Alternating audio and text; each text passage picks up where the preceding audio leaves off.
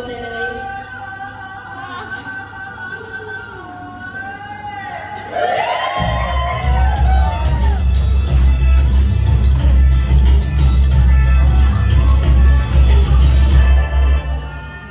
ประเทศลาว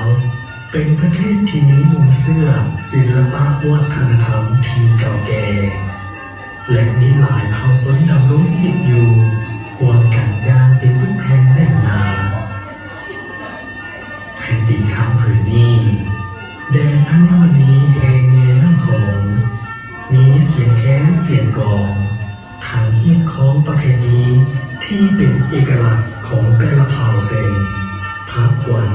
บุญกินเจียง